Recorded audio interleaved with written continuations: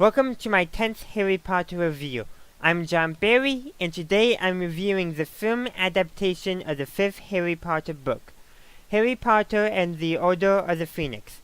Before I continue, if you have not yet seen my review of the book, please follow the link in the cards or in the description.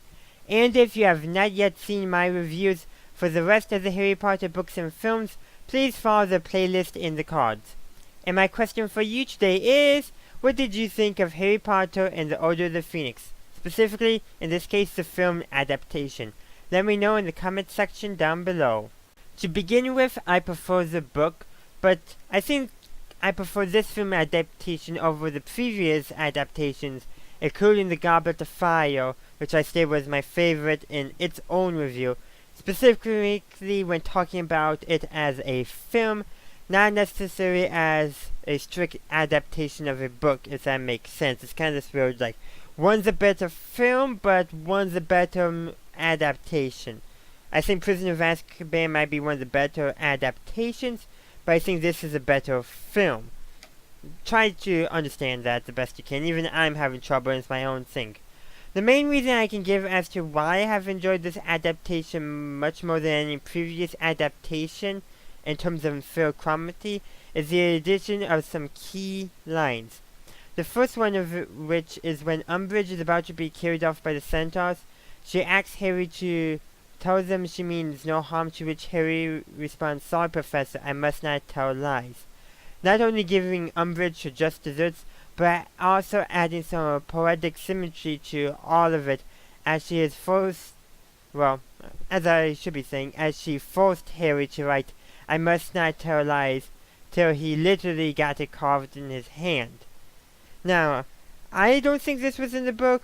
It might actually be in the book, but anyhow, if it was in the book, the film did a much superior job because I don't remember it in the book at all, so I'm assuming it's not in there, and I double checked, so unless I'm missing something, or my version I picked up from the library just didn't have it, I don't know, but this scene definitely did help the adaptation.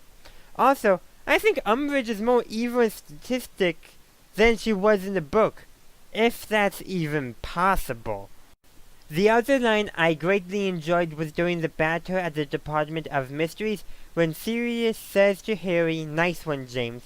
But rather than explaining why I enjoyed this addition to the franchise so much, I would just link to the video by the Super Column Brothers where Ben explains why that line is one of his favorite moments in Harry Potter, as I agree with the reasoning, and I honestly don't want to regurgitate it.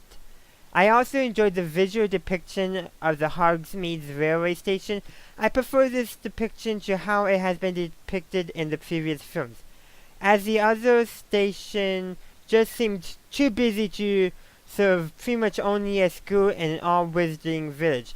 And I doubt it actually really serves the village. I think it's just really used for the school. So a small, simple station in the forest with a bit of cover makes so much more sense than what looks to be a functioning everyday railway station, I should be saying, because this is set in the UK after all. One thing I noticed in the film is that when Harry walked toward Cho Chang at the end of a meeting of the DA, Dumbledore's army, I thought I detected a note of jealousy in Ginny Weasley's facial expression. I could be reading too much into that, but as they've made no mention of Ginny dating anyone in this film, unlike in the book, this is a possibility on the choice of the filmmakers to put that in to kind of build up Harry and Ginny's relationship that we know will happen. However, I do have my complaints about the film. By far my largest of which is how they cut out the entire Quidditch subplot. The closest we get is seeing some broomsticks. That's it. I would have been happy by a 15 to 20 minute longer film if it meant that we were able to actually see the Quidditch subplot unfold in the film. I was also disappointed in how the film depicted how George and Fred Weasley dropped out and left the school, or should I say flew out of school, because they took the two big trouble-making events and condensed them down into one event and in no way was that one event they put in the film as epic as either one of those from the book were by themselves. A very poor condensing job to save time. Again, I would have been fine with a slightly longer film if it meant we got to see this properly depicted on screens and had those two troublemaking events at separate time points. I would have preferred that.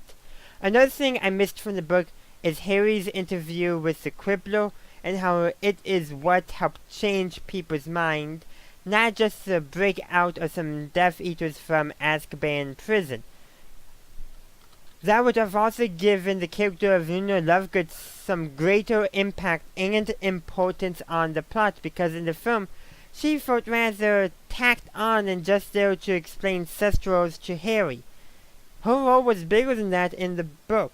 Seems like the films often do this, where they take a side character and either reduce their role or give them the role of another side character they've just cut out completely. This has happened before in all the films, and that's something I fought them all for.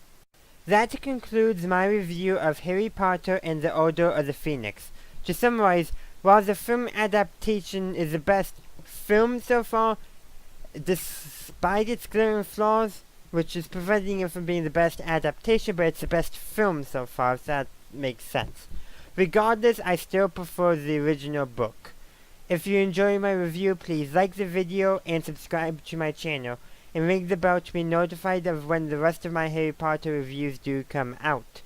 Also, consider following me on social media and supporting me on Patreon. Thank you for watching, and as always, have a good day, a good night, wherever you are. Have a good one.